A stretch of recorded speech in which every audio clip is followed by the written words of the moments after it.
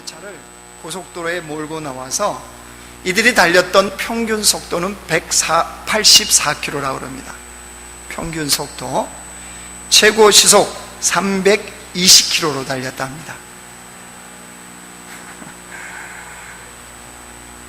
우리 차의 눈금은 320도 없습니다. 82.8km나 되는 거리를요 27분 만에 주파를 했다 합니다. 보통 82.8km 고속도로 정상적으로 가면 1시간 20분, 빠르신 분들은 1시간 5분, 1시간 이렇게 가는 거리를 27분 만에 달려버렸습니다. 여러분, 이 사람들은 왜 이런 일을 했을까요? 답답함이 있었겠죠, 인생에. 아마 속도를 즐기는 사람들은 그 답답함을 속도를 통해서 아마 털어내버리는 것 같습니다. 그런 답답함을 털기 위해서 아마 그런 엄청난 광란의 질주를 했을 수도 있습니다. 근데 이 11명의 사람들의 평균적인 나이를 봤더니요 30대 초반이에요.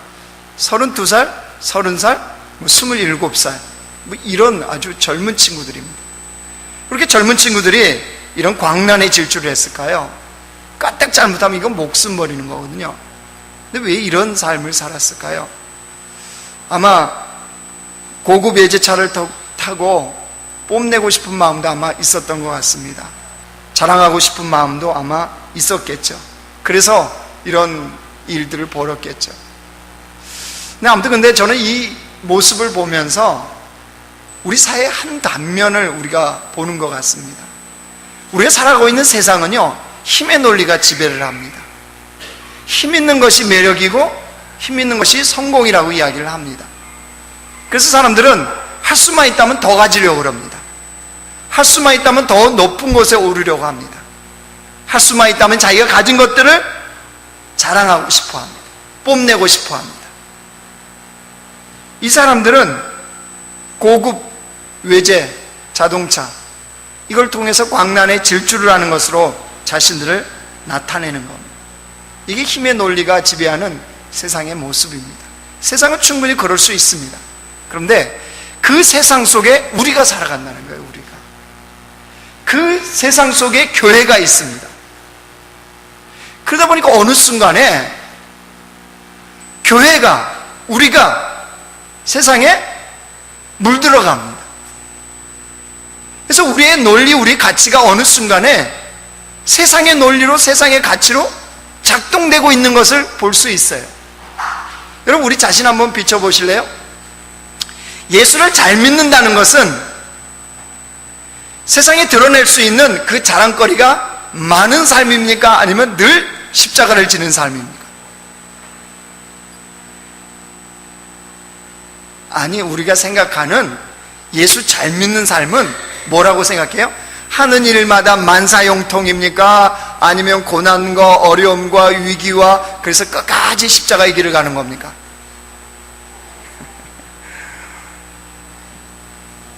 우리의 생각은요 예수 잘 믿는 거 이꼬르 만사형통, 이게 우리의 생각 속에 있는, 그리고 이게 세상 속에서 살아가는 우리의 모습이에요. 그래서 할 수만 있다면 더 많은 걸 가지려고 합니다. 우리도 더 많은 것을 누리려고 그래요. 하나님의 축복을 그런 쪽으로 해석을 하고 그런 쪽으로 생각을 합니다. 이런 우리들에게 오늘 이런 시대를 살아가고 있는 우리들에게 주님이 말씀하시는 진정한 복은 뭐래요? 5절 말씀 보십시오. 같이 읽습니다. 시작. 온유한 자는 복이 있나니 그들이 땅을 기업으로 받을 것이며. 온유한 자로 살아가랍니다. 복되도다 온유한 자는.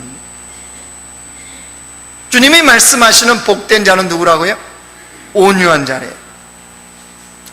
여러분, 그런데 이게 맞는 것 같습니까?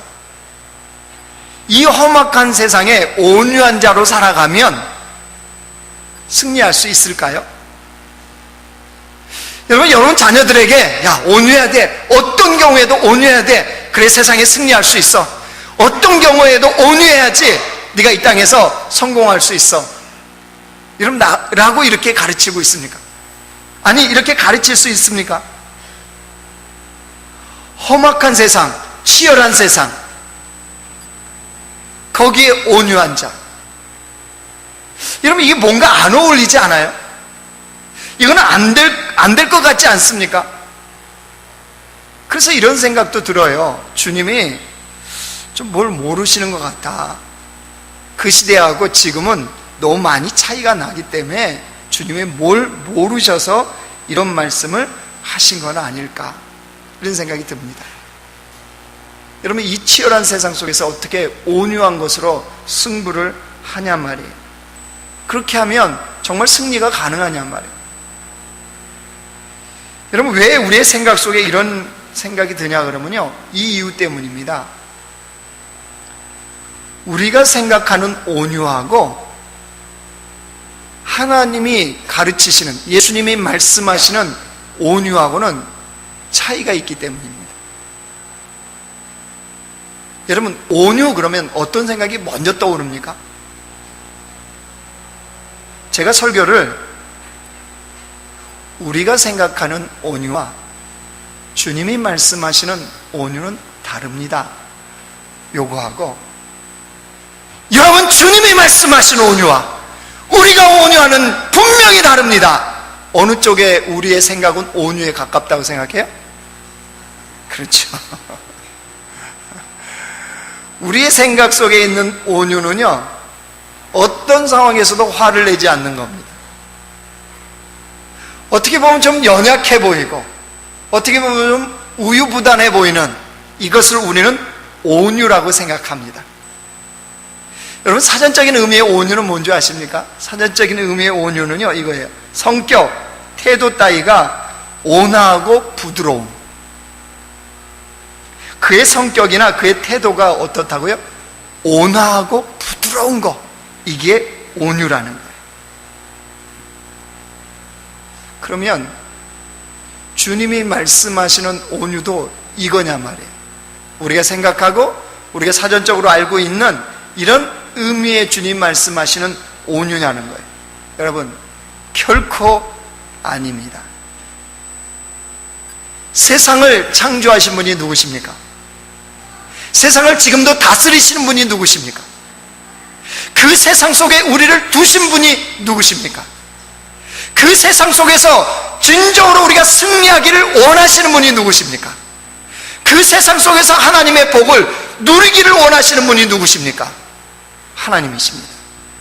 그렇다면 그런 세상 속에 우리가 마땅히 살아야 되고, 그 세상 속에서 마땅히 승리하는 주의 백성으로 살기를 그 누구보다도 주님이 원하시고 주님이 아실 텐데, 그 세상 속에서 복되도다 온유한 자는 라고 말씀하셨다면, 온유한 자로 살아가도 세상에서 얼마든지 승리의 역사를 거두는 백성이 될 수 있다는 사실입니다. 이 치열하고 이 아주 험난한 세상 속에서도 온유하면 얼마든지 승리할 수 있다고 하시는 하나님의 말씀입니다. 그러면 주님이 말씀하시는 온유는 뭐냐 말이에요. 주님이 말씀하시는 온유는요, 헬라어로 찾아봤더니 그런 말입니다. 온유는 프라우테스라는 단어를 여기 썼습니다. 이 마태복음 5장 5절에 온유한 자는 할 때 이 온유는 명사로 프라우테스입니다.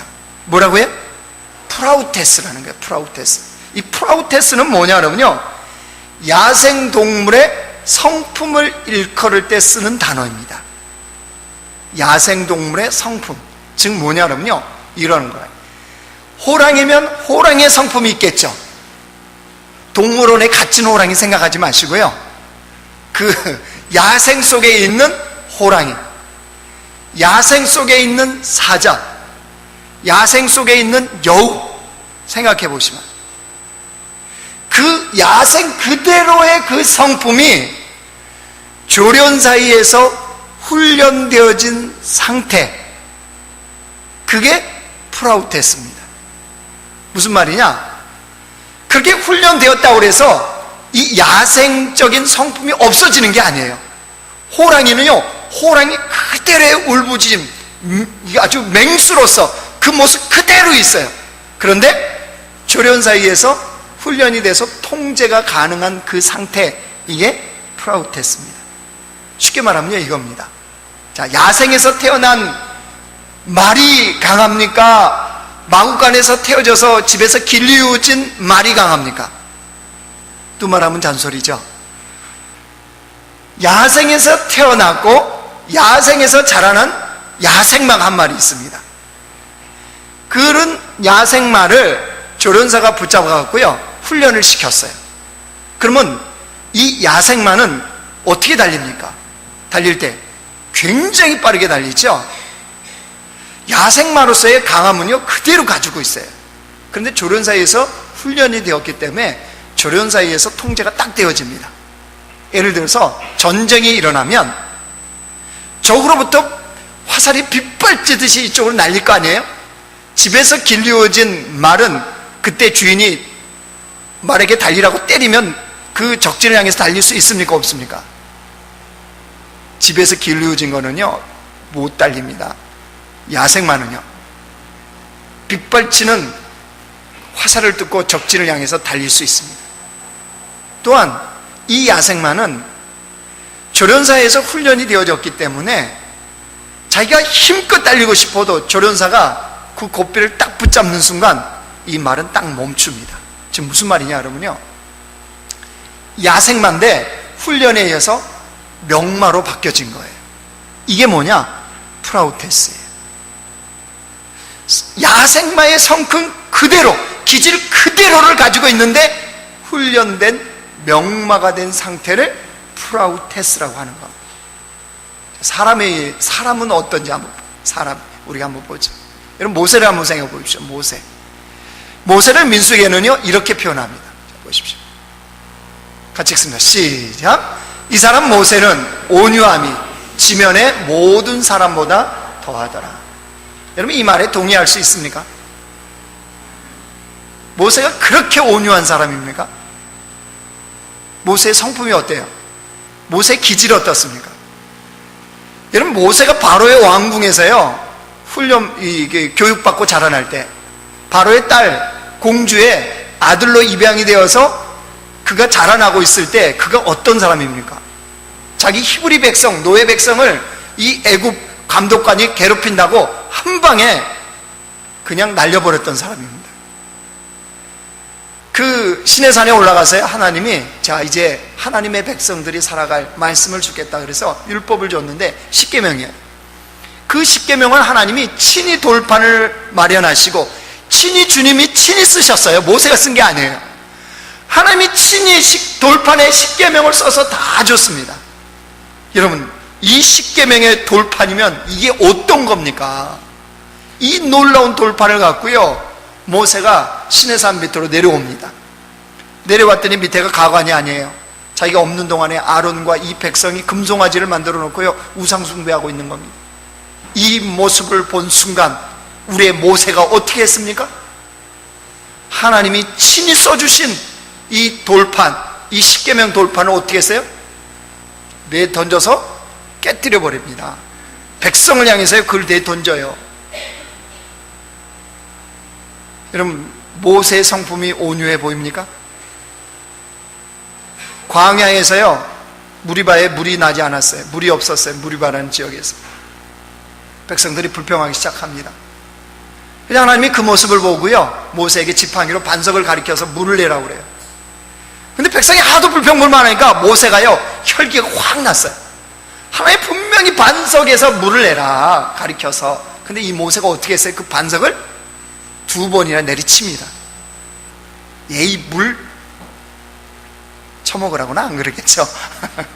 아마 속으로는 그러지 않았을까요? 많이 쳐먹어라 이놈들아. 그러고 아마 내리치지 않았을까요? 모세가 온유입니까? 모세의 성품 기질은요, 전혀 우리가 생각하는 온유하고 어울리지가 않습니다. 그런데 오늘 방금 말씀하셨던 민수기 12장에 이런 사건이 벌어져요. 모세는 온유한 자라 이 말씀할 때 무슨 사건이 벌어지냐?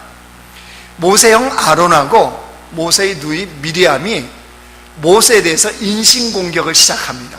그것도 백성의 지도자들을 충동해 갖고 모세를 향해서 정면 공격을 해요. 그런데 되게 치졸합니다. 뭐가 치졸하냐? 문제가 뭐였냐 그러면요, 40년 전의 일을 갖고 지금 공격하는 거예요. 40년 전에 모세가 구스 여인하고 결혼을 했어요. 그것 때문에 지금 미리암하고 아론이 어떻게 한다고요? 모세를 인신공격하는 거예요. 네가 어찌 구스 여인하고 결혼을 했냐? 그럼 4년 전이라면 이해하겠죠. 40년 전이라니까요. 정말 치졸하지 않습니까? 남편과 아내가 싸울 때 20년 전, 30년 전 일 갖고, 그때 있잖아, 당신이 30년 전에 빵 사달라고 그랬더니 만두 사줬잖아, 2개, 3개 시켜갖고 당신이 2개 먹었잖아 라고 한다면 여러분 뭐라고 그러겠습니까? 만두를 갖다가 얼굴에 바르고 싶죠? 여러분 마치 그와 같은 거예요. 40년 전 이야기를 갖고 하는 거예요. 더구나 모세의 지도력에 대해서 공격을 하는 겁니다. 너만 하나님을 만나냐? 우리도 하나님 만난다. 왜? 너만 지도자냐? 이렇게 얘기하는 겁니다. 여러분, 이 말을 듣고 있는 평상시에 모세의 성품이라면 난리가 났을까요? 안 났을까요? 난리가 나도 몇 번은 났을 겁니다. 더구나 모세가 지금 힘이 없는 게 아니에요. 모세는 이들의 이불을 다물게 할 수 있는 충분한 힘이 있었습니다. 아니, 이들을 벌을 내리게 할 수 있는 힘도 다 갖고, 그런 권세와 그런 힘이 모세에게 다 지금 주어져 있습니다. 자기가 말만 하면 얼마든지 제압할 수 있고 얼마든지 그들을 벌할 수 있습니다. 그런데 민수기 12장에 보면요, 모세가 이 사건 앞에서 아무 말을 안 합니다. 그냥 잠잠하게 있습니다. 왜일까요? 왜 모세는 이 사건 앞에서 아무 말을 하지 않을까요? 왜 잠잠하고 있을까요? 모세가 판단력이 흐려졌을까요? 모세에게 힘이 없었을까요? 모세의 기질과 성품이 없어졌을까요? 아닙니다. 그대로 있습니다. 그런데 모세는 온유한 자가 되었기 때문입니다. 이게 무슨 말이냐? 모세의 혈기, 모세의 분냄, 모세의 성격 급함, 이건 그대로 있습니다. 그런데 그 상태 그대로인데 통치자이신 하나님께 붙들렸기 때문입니다. 이게 여러분 온유입니다. 온유라는 것은 내 성품, 내 기질 그대로의 상태에서 통치자이신 하나님께 딱 붙들린 상태로 살아가는 것, 이게 프라우테스 온유라는 단어입니다. 주님이 오늘 말씀하시는 복되도다 온유한 자는 할 때 온유는 바로 그런 뜻입니다. 그래서 여러분, 온유한 자가 되었다고 그래서요, 성품과 기질이 바뀌는 게 아니에요. 성품 기질 바꾸려고요 40일 금식 기도해도요 안 바뀌어요. 포기하세요. 아시겠죠? 특별히 여자 집사님들, 남편 그 성품 그 기질 바꾸려고 온갖 애를 다 쓰는데 포기하세요. 아멘? 아멘? 오, 목사님 평생을 그 지옥 속에 살으라고요? 그럼 제가 물어보겠습니다. 그 남편의, 죄송합니다, 우리 남편들 한 번만 들으세요. 개떡 같은 그 성품, 그 개떡 같은 기질 누가 창조하셨습니까? 여자분들만 한번 대답해 보세요. 누가 창조하셨어요? 네?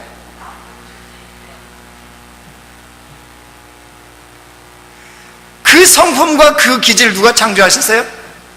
하나님이 창조하셨잖아요. 하나님이 창조하셔서 하나님이 쓰시는 거예요.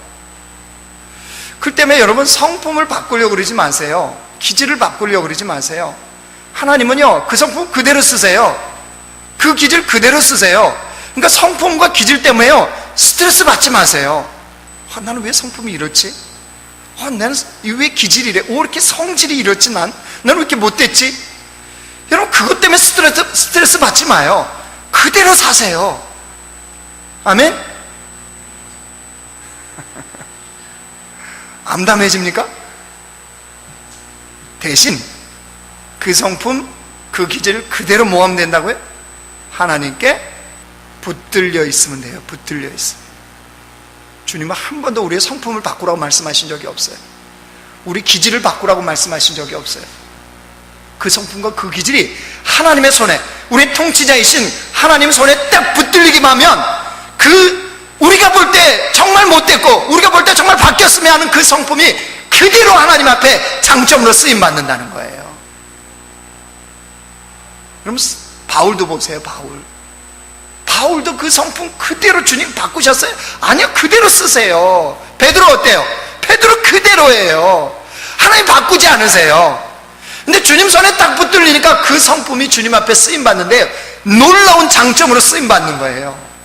그래서 주님은 우리의 성품과 우리의 기질이 하나님 앞에 딱 붙들려 있는 것이 중요하다는. 그래서 여러분, 우리의 생각을 바꾸셔야 돼요. 온유한 자는 화를 내지 않는다. 아니요, 절대 그렇지 않습니다. 온유한 자도 화를 냅니다. 온유한 자도 분노합니다. 온유한 자도 상을 뒤엎습니다. 단 어떻게 해요? 주님 손에 붙들린 상태에서의 분노입니다. 그래서 그걸 거룩한 분노라고 그런 겁니다. 아무 때나 분노하는 게 아니라는 거예요.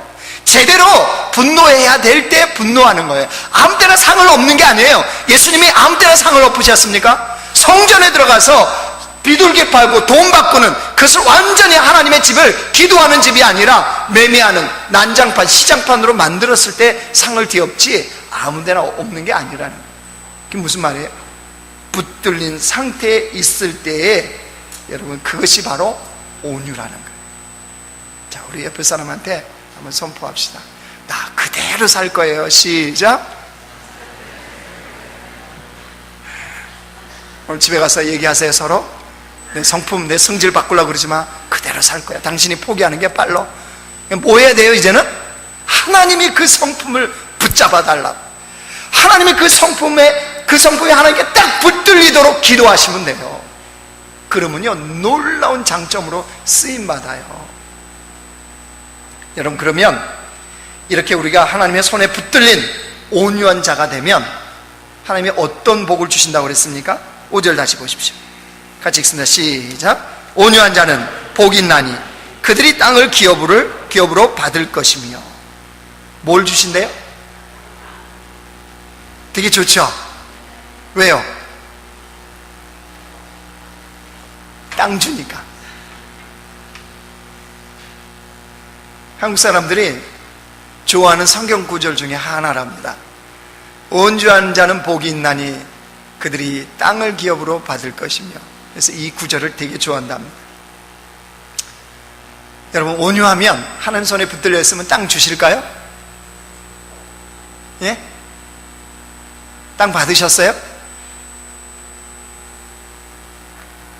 예, 주시기도 합니다. 그러면 제가 다시 한 번 더 물어봅니다. 땅을 받으면 축복이 될까요?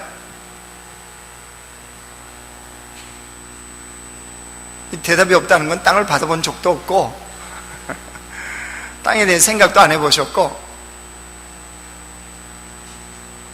저는 부모님들이 땅을 유산으로 물려준 다음에 부모님이 돌아가신 다음에 그 가정 깨어진 건 많이 봤습니다. 하다못해 아파트 20몇 평짜리 하나 물려줘도요, 이거 하나 차지하겠다고 서로 나눠 가지겠다고 난리치는 그런 가정들 많이 봤습니다. 부모가 물려준 땅, 유산, 이게 축복이 아니라 왼수로 바뀌는 거 많이 봤습니다. 여러분, 이렇다면 이게 복이 됩니까? 어떻게 복이 됩니까? 물론 온유하면 땅을 주실 수도 있어요. 아니, 안 주실 수도 있고 주실 수도 있어요. 근데 여기서 말하는 이 땅이라는 개념, 이 땅이 도대체 뭐냐, 이를 우리가 정확하게 알 필요가 있습니다. 여기서 말씀하는 땅이라는 단어를 봤더니요, 개라는 단어입니다. 개, 어이, 개 있죠, 개. 헬라어로 개라는 단어인데, 이거는 땅이라는 의미도 있지만요, 나라, 세상, 이런 뜻입니다. 그러면 정리가 됩니다. 온유한 자는 복이 있나니 그들이 세상을 받을 것입니다. 이 뜻입니다. 그럼 무슨 말이냐? 모세가 온유함으로 세상을 차지했다, 세상을 받았다, 세상을 얻었다, 이게 무슨 말이냐 그러면요, 여러분, 모세는 이미 떠나고 없습니다. 그렇죠? 이 땅에 없어요. 그러나 지금도 우리는 모세를 존경합니다. 그를 하나님의 사람으로, 하나님의 위대한 지도자로 우리는 기억하고 있습니다. 하나님 나라의 귀하게 쓰임받는 하나님의 백성, 하나님의 사람인 것을 우리는 영원히 기억하고 있습니다. 여러분, 그것이 바로 주님이 말씀하시는 땅, 세상이라는 뜻입니다. 이런 영광을 누린다는 거예요. 세상에서 존경을 받고 그를 기억하고 그를 하나님의 사람으로 기억해주는 이 복을 받는다. 이게 땅을 기업으로 받는다는 의미입니다. 여러분, 그러면 우리가 하나님의 손에 그 통치 아래 우리가 붙들린 온유한 자가 되기 위해서는 어떻게 할 때 가능할까요? 우리가 하나님의 손에 붙들린 나의 성품, 나의 기질이 어떻게 해야지 하나님의 손에 붙들려 살아갈 수 있냔 말이에요. 그는요, 예수님이 이렇게 말씀하십니다. 마태복음 11장에 같이 읽습니다. 시작. 수고하고 무거운 짐진 자들아, 다 내게로 오라. 내가 너희를 쉬게 하리라. 나는 마음이 온유하고 겸손하니 나의 멍에를 메고 내게 배우라. 그래야면 너희 마음이 쉼을 얻으리. 누가 온유하신 분이세요? 예수님. 그 예수님이 뭐라고 그러셨어요? 앞으로 가보세요. 너희는 다 내게로 나오라는 거예요. 그 다음에요, 주님께 와서 뭐 하래요? 내게 배우라. 여러분, 우리가 온유한 주의 백성으로 살아가기 위해서는 온유하신 예수님 앞에 날마다 나가셔야 돼요. 그래서 그 예수님께 그 온유를 배우는 작업을 해야 한다는 사실입니다. 그리고 우리가 기억해야 됩니다. 처음부터 하나님 손에 붙들려 살아가는 사람은 없습니다. 처음부터 주의 손에 붙들려 살아가는 온유한 사람은 하나도 없어요. 여러분, 모두가 오랜 세월 동안 주님께 나가서 주님으로부터 배우고 주님으로부터 훈련받아서 온유한 자가 되어지는 겁니다. 그러니까 예수님께 나가지 않고는 결코 온유한 자가 될 수가 없어요. 누가 통치자이신 주님의 손에 딱 붙들려서 이 땅에 온유한 자로 살아갈 수 있느냐? 예수님께 날마다 나가서 그 예수님으로부터 온유를 배우고 예수님으로부터 온유를 훈련받는, 즉 하나님 앞에 날마다 붙들린 인생으로 살아가는 사람만이 이 땅에서 온유한 인생을 살아갈 수가 있습니다. 성품과 성질을 다 있어요. 그런데 어떤 사람이요? 그 성품과 성질이 하나님의 통치 아래, 주님의 손 아래 딱 붙들려 살아가는 사람이면 이게 뭐예요? 그게 진짜예요, 진짜. 그렇지 않아요?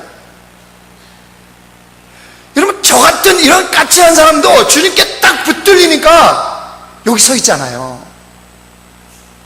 제가 예수 안 믿었으면요, 여기 서 있을 사람이 아니에요. 근데 주님의 손에 딱 붙들리니까 예배가 얼마나 귀하고 내가 믿는 하나님 아버지가 얼마나 좋은지를 알기 때문에 그 손에 붙들리고 싶은 거예요. 혈기 내고 싶을 때도 많고요, 소리치고 싶을 때도 많고요, 막 화를 쏟아버리고 싶을 때도 많아요.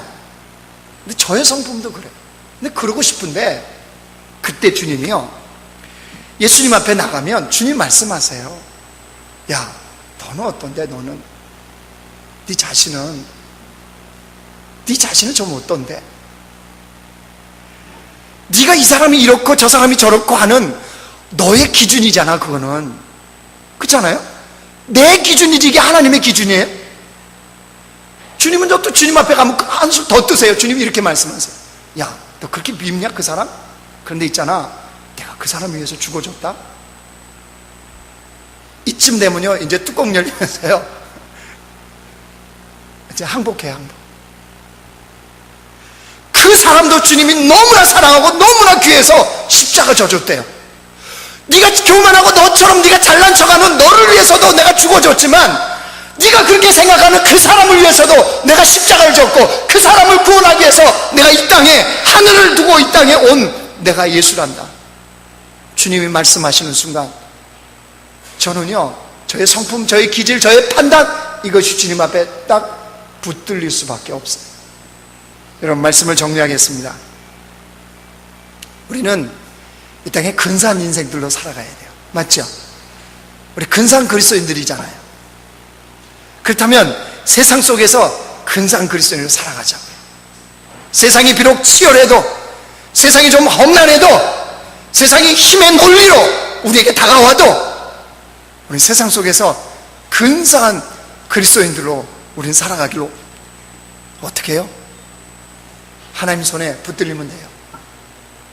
연약합니까? 연약한 그대로 붙들리면 돼요. 난 좀 강한 자입니까? 강한 그대로 붙들리면 돼요. 나의 성격에 모난 부분이 좀 있습니까? 예, 모난 그대로 붙들리면 돼요. 고치려고 하지 마세요. 그냥 그 성품 그대로, 그 기질 그대로, 그 성질 그대로 주님 앞에 붙들리면 하나님은 나를 창조하셨기 때문에 그대로를 쓰세요. 하나님의 위대한 도구로 쓰세요. 주님은 바나바만 쓰시는 게 아니에요. 바울 같은 사람도 쓰세요. 베드로도 쓰세요. 주님은 누구도 쓰세요? 하나님의 그 사람들을 주님은 쓰세요.